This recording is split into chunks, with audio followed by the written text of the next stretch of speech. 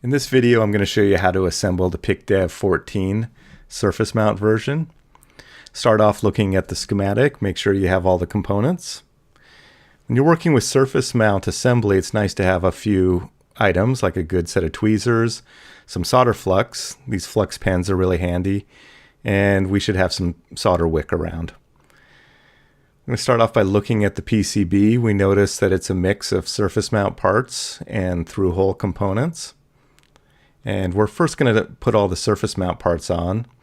But before we get started, let's go ahead and clean the board. So with the flux pen, it has a nice abrasive tip, and we're going to kind of scrub each of the components.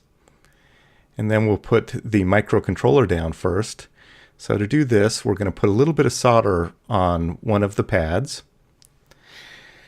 And then we'll pick up the microcontroller with the tweezers and we'll align it over the footprint on the PCB, flow out the solder, and set the microcontroller in the correct location.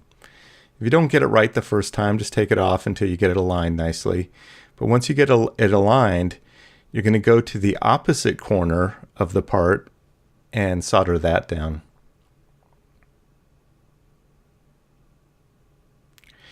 Now the chip is staked down so we can handle it a little more roughly. So let's put on a hair more flux. Flux is kind of the secret weapon for surface mount soldering.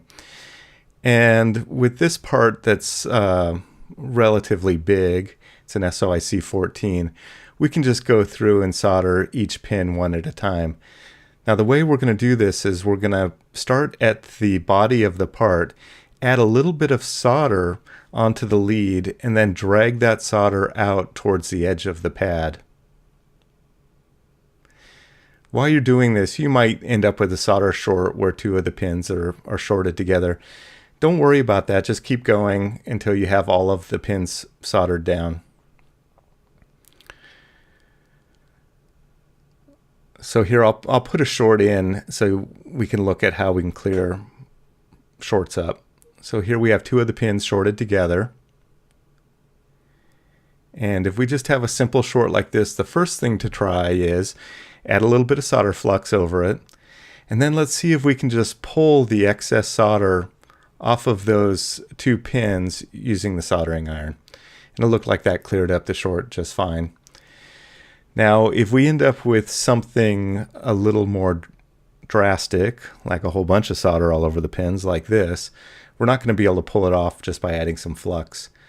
So here's where the wick comes in handy. We're going to lay the wick down where we want to remove the solder, put the iron on top, and then flow the solder into the wick. And we have one more short. It looks like it just pulls out. All right, so that's how we can drop the microcontroller down. Let's do some of the other parts now. So let's go for C1. I'm going to put a little bit of solder on one of the pads. We're going to pick up the capacitor and the tweezers, flow the solder out, and set the capacitor onto the pad. Go to the other side of the part, and we're just going to solder that down. And then it's a good idea to go back to the first side and reflow that, since there's a possibility you might have moved when you set it into place. Let's do the 3 resistors next. So we put some solder on the pad, we pick up the resistor, flow the solder out, and set the resistor into the solder. You can see once you get going, you can actually assemble a surface mount board, especially one with these relatively big parts. These are 1206 size components. You can do this faster than you could do the through-hole version.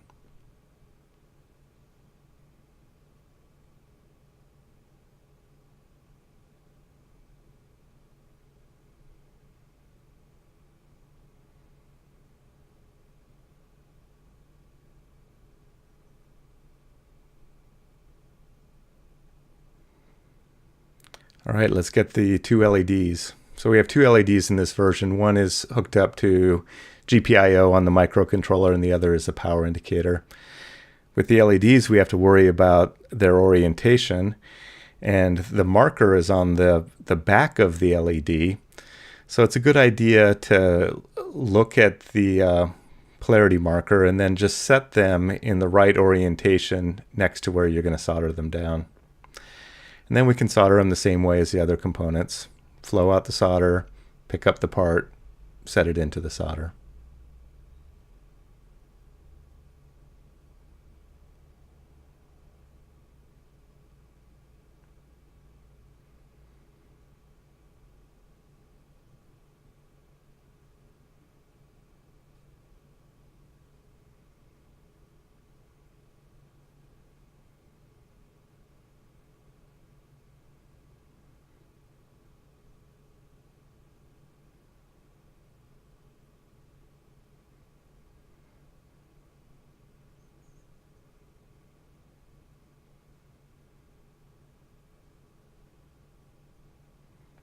All right, that's all of the surface mount parts.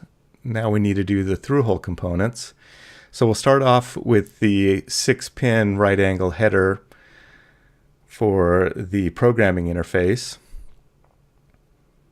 And we'll speed this up a little bit because I think you've all done this before.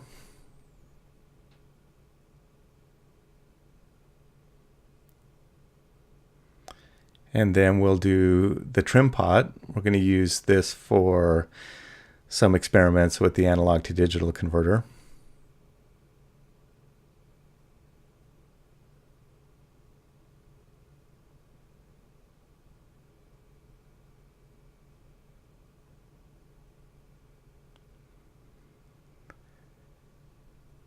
And then finally, we need the 7-pin headers that go to each of the pins of the microcontroller installed from the bottom side of the board so that we can plug the board into a breadboard.